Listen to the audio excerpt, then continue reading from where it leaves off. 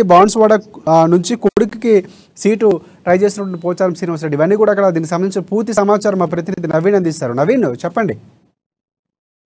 Thank you Rajasekhar. Nizamabad జిల్లాలో వారసుల బరిలో దింపుదామనుకున్న నాయకుల ఆశలకు కేసీఆర్ సర్వే గండి కొట్టిందని చెప్పవచ్చు. అయితే సీఎం కేసీఆర్ అయితే సర్వేతో వచ్చే ఎన్నికల్లో తమ పుత్రరత్నాలకు ఇక సీట్లు గల్లంతాయని చెప్పవచ్చు. అయితే ఉమ్మడి నిజామాబాద్ జిల్లాలో 9 నియోజకవర్గాలుగా 7 నియోజకవర్గాల్లో 7 నియోజకవర్గాల్లో సిట్టింగులు ఎమ్మెల్యేలకు పోటీకి సై అంటున్నారు. ఇద్దరు మాత్రమే తమ వారసులకు టికెట్ ఇచ్చేందుకు కూడా పావులు కదుపుతున్నారు. అయితే ఇది ముఖ్యంగా ఇటు నిజామాబాద్ జిల్లా చూసుకుంటే నిజామాబాద్ జిల్లాలో ఇటు నిజాం రూల్ సంబంధించిన బట్టి బాజిరెడ్డి గోవర్ధన్ తన కుమారుడికి టికెట్ కి ఇవ్వాలని చెప్పి ప్రయత్నాలు చేయక, మరోవైపు కామారెడ్డి జిల్లాకు సంబంధించినటువంటి బాన్స్వాడ ఎమ్మెల్యే స్పీకర్ అయినటువంటి పోచారం శ్రీనివాసరెడ్డి తన కుమారుడికి ఇద్దరిలో ఎవరికో ఒకరికి టికెట్ ఇవ్వాలని చెప్పి కూడా తమ ప్రయత్నాలు చేస్తున్నారు. అయితే 2018లో జరిగిన అసెంబ్లీ ఎన్నికలు నిజామాబాద్ రూరల్ ఎమ్మెల్యే బాజిరెడ్డి గోవర్ధన్ అలాగే బాన్స్వాడ ఎమ్మెల్యేగా ఉన్నటువంటి శ్రీనివాసరెడ్డి తమకు టికెట్లు ఇవ్వవద్దు, తమ కుమారులకు కూడా టికెట్లు ఇవ్వాలని చెప్పి కూడా కేసీఆర్ చెప్పారు. అయితే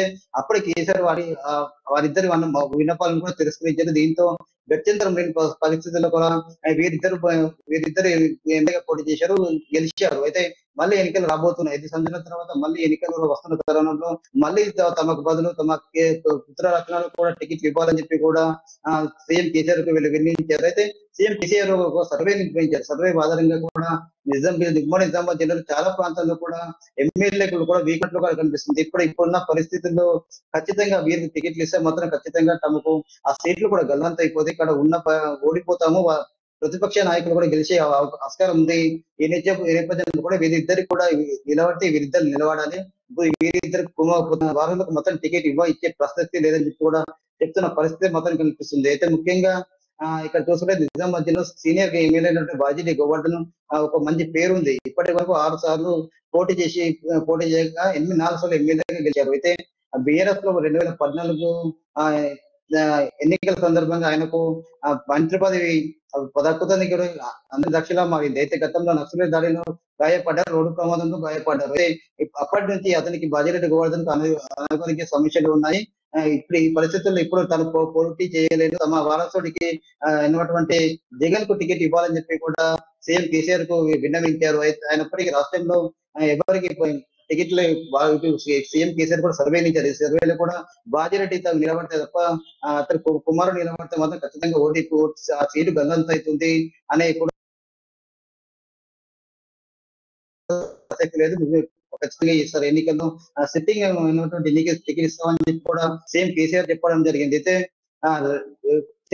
దీంతో అతను జగన్ కు అదే బాజిరెడ్డి గోవర్ధన్ కుమార్ జగన్ కూడా ఈసారి కూడా టికెట్ అందరం దాక్షలా మారిందని చెప్పవచ్చు. అయితే ప్రధానంగా జగన్ కూడా జెడ్పీటీసీగా ఇటు పోటీ గెలిచారు. గెలిచిన తర్వాత కూడా జెడ్పీ చైర్మన్ కూడా పదవి ఇవ్వలేదు. ఆఖరికి ప్రణాళిక సంఘం ఉపాధ్యక్షుడితోనే పదవితోనే సరిపెట్టుకున్న పరిస్థితి ఏర్పడింది. కానీ ఈసారి కూడా టికెట్ ఇస్తే ఖచ్చితంగా తమ చివరి కోరిక తమకు ఎమ్మెల్యేగా చూడాలని చెప్పి కూడా ఆశ ఉంది అని చెప్పి కూడా చెప్పినప్పటికీ కూడా అతనికి టికెట్ ఇవ్వని పరిస్థితి కనిపిస్తుంది. మరోవైపు చూసినట్లయితే మరో సీనియర్ నాయకుడు ఉమ్మడి నిజామాబాద్ జిల్లా మరో సీనియర్ నాయకుడు పోచారం శ్రీనివాసరెడ్డి గత 5 సంవత్సరాల క్రితం కూడా తమ అభ్యర్థులు తమ కుమారులు ఇద్దరిలో ఎవరికైనా ఒకరికి టికెట్ ఇవ్వాలని చెప్పి చెప్పారు. అయినా టికెట్ ఇవ్వకపోవడంతో ఆ శ్రీనివాస్ రెడ్డి మళ్ళీ బరిలో గెలిచారు. అతనికి మంత్రి శాఖ ఇచ్చారు. అనంతరం తర్వాత స్పీకర్ పదవి ఇచ్చారు. అయితే తనకు అప్పటి నుంచి కూడా పూర్తిగా అతనికి ఏజ్ ఎక్కువైపోయింది. తనకు చివరి ఎన్నికలు మళ్ళీ ఎన్నికలు ఎలాంటి పరిస్థితి ఉంటుందో తెలియదు. అయితే తమ కుమారులు ఇద్దరు ఎవరికి ఒకరికి ఎమ్మెల్యే టికెట్ ఇస్తే ఎమ్మెల్యే అవుతారు.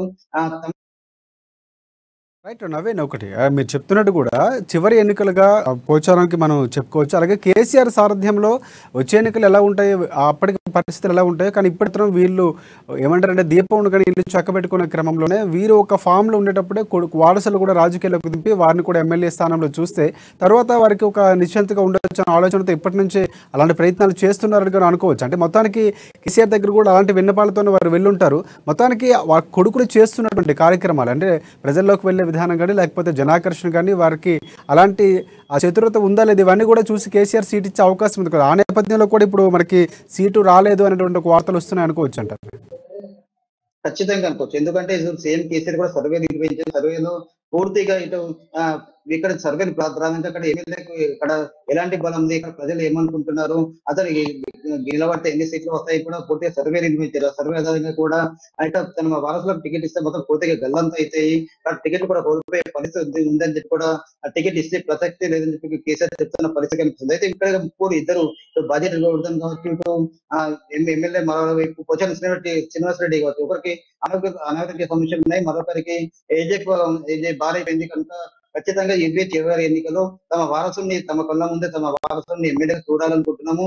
ఆ తరుణంలో ఆ కోరికని తమ వారసుని టికెట్ ఇవ్వాలని చెప్పి కూడా చెప్తున్న పరిస్థితి మనకు మాత్రం నచ్చింది. అయితే కేసీఆర్ మరో ఆలోచిస్తుంది. ఎందుకంటే గెలిపే లక్ష్యం రానున్న ఎన్నికల్లో ఖచ్చితంగా ప్రతిపక్షాలు కూడా బలపడుతున్నాయి, ప్రతిపక్షాల నుండి కూడా గట్టి పోటీ ఉండబోతుంది. అయితే ఈ తరుణంలో ఖచ్చితంగా అక్కడ ఇద్దరు ఎమ్మెల్యే క్యాండిడేట్లు మంచి ఇటు మంచి ఫాలోయింగ్ ఉంది, అతి బలమైన నాయకులు వీళ్ళిద్దరు. అయితే వీళ్ళ వారసులు మాత్రం ఇప్పుడిప్పుడే రాజకీయాలకు అరంగేట్రం చేస్తున్నారు. ఒకరు జెడ్పీ చైర్మన్ అయితే మరొకరు డిసిసి చైర్మన్ గా ఉన్నారు. అయితే వీరిద్దరు కూడా పబ్లిక్ ప్రజల్లో కూడా అంత ఆదరణ కూడా లేని పరిస్థితి ఉంది. ఇప్పుడు వీరికి టికెట్ ఇస్తే మాత్రం ఖచ్చితంగా అక్కడ సీట్లు కూడా గల్లంత పరిస్థితి ఉంది. ప్రతిపక్ష నాయకులు బలపడుతున్న తరుణంలో వీరికి టికెట్ ఇవ్వవద్దని చెప్పి కూడా సర్వే వచ్చిన పరిస్థితి కనిపిస్తుంది. ఈ నేపథ్యంలో కూడా వీరికి టికెట్ ఇచ్చే ప్రశ్న లేదు, ఖచ్చితంగా మీరే పోటీ చేయాలని చెప్పి కూడా చెప్తున్న పరిస్థితి మాత్రం కనిపిస్తుంది. రైట్ నవీన్, ఇంకొకటి అంటే ఒకవేళ వారి కుమారుడికి బాజిరెడ్డి గోవర్ధన్ కుమారుడు కానీ లేకపోతే పోచారంకి సంబంధించినటువంటి కుమారులు ఎవరికి ఒకరికి ఇచ్చినా కానీ అంటే వీరికి ఉన్నటువంటి జనబలం వారికి ఉండకపోవచ్చు.